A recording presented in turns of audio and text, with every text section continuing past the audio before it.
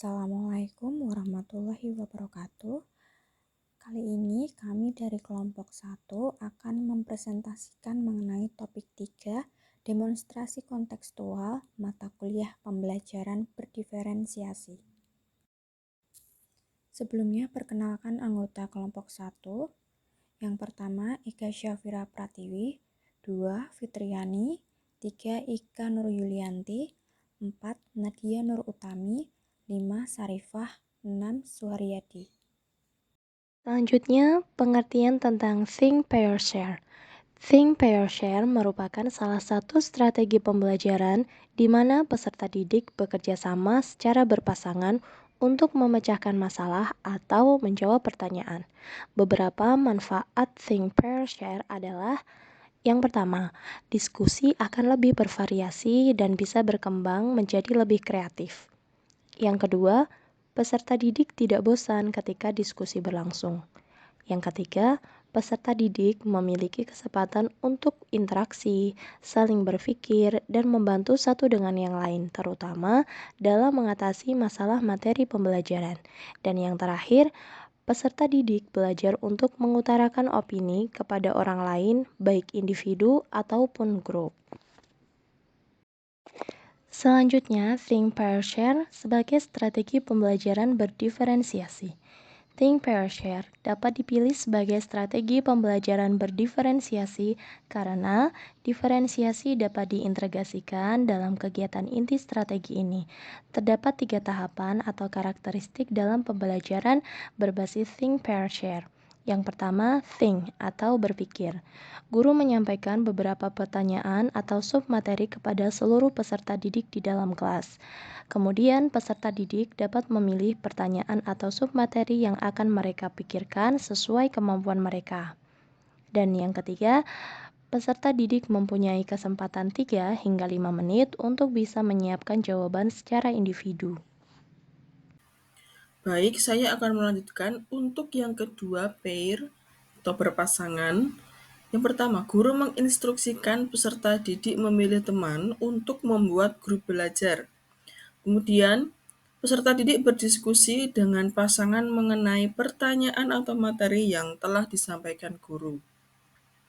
Yang ketiga, share atau berbagi. Peserta didik membagikan hasil diskusi grup kepada teman satu kelas. Kemudian guru membimbing setiap jawaban yang dirasa kurang tepat.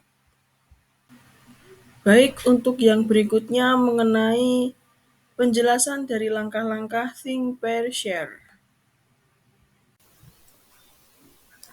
Langkah yang pertama yaitu langkah pendahuluan.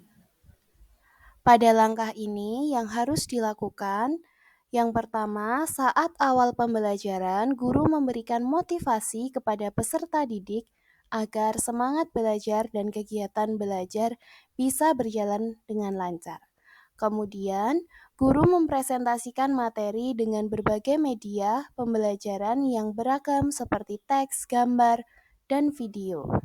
Kemudian yang terakhir, guru menyampaikan peraturan Think, Pair, Share seperti aktivitas yang akan dilakukan dan waktu penyelesaian. Langkah yang kedua yaitu think, berpikir mandiri. Guru dapat memberikan beberapa pertanyaan atau materi untuk dijawab atau diselesaikan peserta didik, sehingga guru harus memahami kemampuan peserta didik sebelum memberikan pertanyaan atau materi tersebut. Kemudian peserta didik akan diberikan waktu untuk berpikir secara mandiri. Langkah pair atau berpasangan. Yang pertama, guru memberikan instruksi agar peserta didik membentuk grup secara berpasangan dan peserta didik bebas memilih pasangan sendiri. Yang kedua, peserta didik dalam kelompok masing-masing berdiskusi tentang materi atau pertanyaan untuk mendapatkan jawaban. Setiap kelompok secara bergantian menyampaikan jawabannya di depan kelas. Lalu, jika memungkinkan dengan perencanaan guru, jawaban peserta didik tersebut dapat diarahkan untuk dibuat dalam tulisan kreatif berbasis teknologi sesuai bakat peserta didik, seperti dalam bentuk tulisan, infografis, komik, rekaman audio, dan video. Dapat juga dibuat tanpa teknologi dengan membuat tulisan tangan kreatif atau dengan ilustrasi gambar. Langkah-langkah refleksi pembelajaran. Yang pertama, guru membimbing peserta didik untuk melakukan refleksi terhadap pembelajaran dan memberikan kertas berisi pertanyaan refleksi. Yang kedua, peserta didik menjawab pertanyaan refleksi seperti contoh di bawah ini. Apa ya yang membuatmu tertarik saat belajar tadi? Mengapa? Apa hal yang terpenting yang kamu pelajari? Mengapa? Apa yang ingin kamu pelajari lebih lanjut? Mengapa? Pada saat melakukan apa kamu merasa paling baik dalam pembelajaran ini? Mengapa? Ide apa yang kamu dapatkan setelah belajar pada hari ini? Apa tantangan yang kamu dapatkan setelah belajar pada hari ini? Dan yang terakhir, apakah tantangan yang kamu jumpai dalam proses pembelajaran ini? Terima kasih, cukup sekian pemaparan materi demonstrasi konseptual pembelajaran berdiferensiasi oleh kelompok 1. Semoga dapat membantu teman-teman sekalian.